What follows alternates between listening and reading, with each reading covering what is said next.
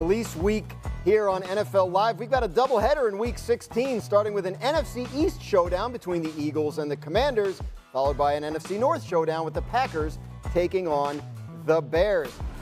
Jayden Daniels torched the Eagles in Week 16, posting a total QBR of 96 and throwing 5 touchdowns, both the best by any quarterback against the Eagles last season. That came with the Eagles blitzing Daniels 33% of the time, but they met again in the NFC Championship game. Eagles dialed back the blitz and held Daniels to just 1 passing touchdown and 4.7 yards per dropback on their way to the Super Bowl. Peter, do you think Washington has done enough this offseason to close the gap between them and Philadelphia?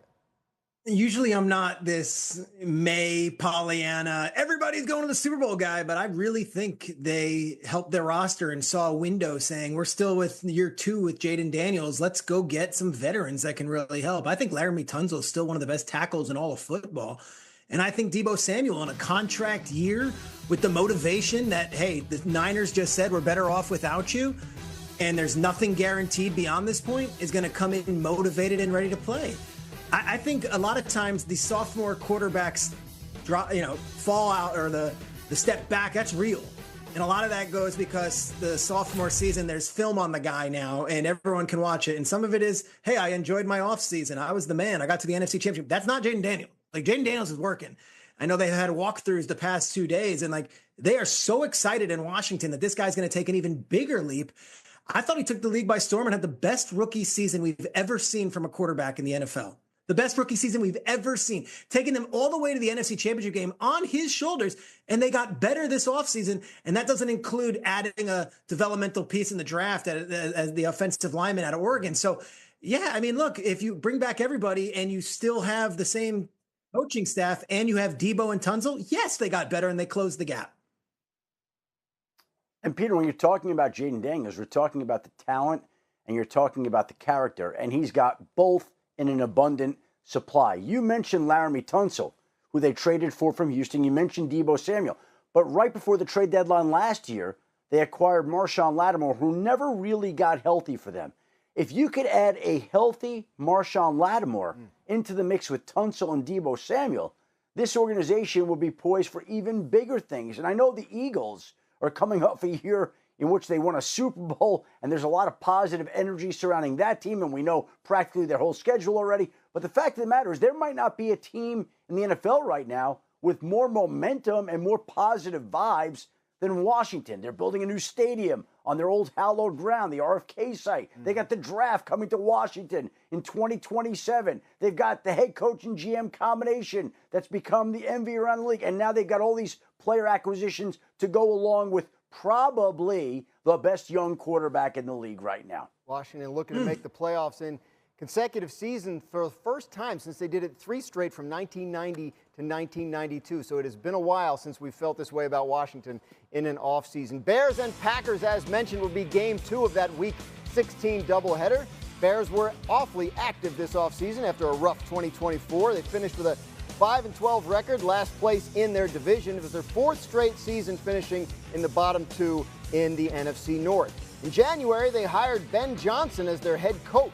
In 3 seasons as Detroit's offensive coordinator, Johnson's offense is ranked in the top 5 in scoring each season. Then, this offseason, Chicago revamped the offensive line by adding Joe Thuney, Jonah Jackson, and Drew Dolman. They drafted tight end Colston Loveland and wide receiver Luther Burden III with their first 2 picks. Tim, we have seen all these moves the Bears have made to help support their young quarterback, Caleb Williams. How do we define success for him in year 2? Yeah, this is going to sound, I don't know, maybe like I'm sitting on the fence on this. I don't think they need to make the postseason for us to say this was a successful season for Caleb Williams. I know that their bar is higher and their bar should be higher, but they're playing in a really tough division. The Lions are really good. The Packers are going to be really good.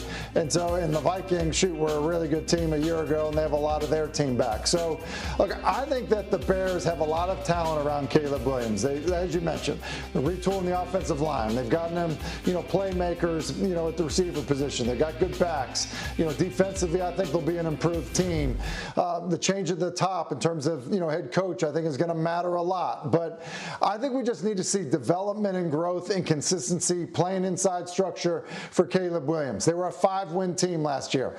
Maybe they get to 9 wins and don't make the postseason. I would not consider that a disappointment for Caleb Williams and the Chicago Bears, because I think that they're a team that was really bad, and I think the build back is going to take a little bit of time, even with what they've done. Pretty interesting the way that we spoke about Jayden Daniels previously in this very segment, and the way we're talking about Caleb Williams and the Chicago Bears right now. We're talking about Tim saying it will be an improvement for them to go from 5 wins to 9 wins, don't have to make the playoffs, want a good feeling. All those things are accurate, but think about the expectations that are on Caleb Williams compared to the way we're talking about Jayden Daniels. It's night and day. You would never imagine that these two players were 1 pick apart in the draft, going picks 1 and number 2. And that is where Ben Johnson, the new Chicago Bears head coach, comes in. That is what the Bears are banking on. I know they went out and added 3 offensive linemen and another tight end and another wide receiver. But really, this comes down to whether Ben Johnson can make Caleb Williams the quarterback the Bears thought they were getting when they drafted him number 1 overall, 1 slot before Washington took Jayden Daniels. That's what this is all about. You bring in the quarterback guru, the man that has helped grow Jared Goff, who's been a wizard wherever he's been, who can help Caleb Williams take that next step to become the quarterback that they thought they were getting. And if they can, then who knows if 9 wins is the limit. Anything would be possible if Ben Johnson could make Caleb Williams into the quarterback the Bears think he is. Exciting times in Chicago. Obviously still a really tough division they play in, but a reason to think we might see improvement this year. Still to come on NFL Live, the contract drama never slows down in Cincinnati. Star edge rusher Trey Hendrickson says there have been no conversation with the team. Love uses all these guys, but it is a very young wide receivers room, and it is a very diverse wide receivers room in that you've got some speedsters, you've got some underneath guys, and then you didn't even include the 2 tight ends who are both young and great, and then, of course, the backfield where you've got one of the best running backs in the game. Yeah, lots to sort out there, but also seems like a lot of good options. On the flip side of this Eagles-Packers matchup, Tim, change in Philadelphia. Another season and yet another change at offensive play caller for Jalen Hurts. Do you think that obviously Kellen Moore got the head coach job in New Orleans. He's gone. They promote from within Kevin Patullo. Do you see this as being an issue for Hurts, or do you think he adjusts pretty smoothly? Well, listen, based on his track record, I think we've got to give him the benefit of the doubt. But you talk about changing play callers, it's really all he knows. When I look at this list, it's almost jaw-dropping, makes me appreciate what he's accomplished, really both in college and in the pros even more. It's remarkable what he's done. Now, we've seen Philadelphia lose both coordinators and really struggle. We've seen them replace those coordinators and go on and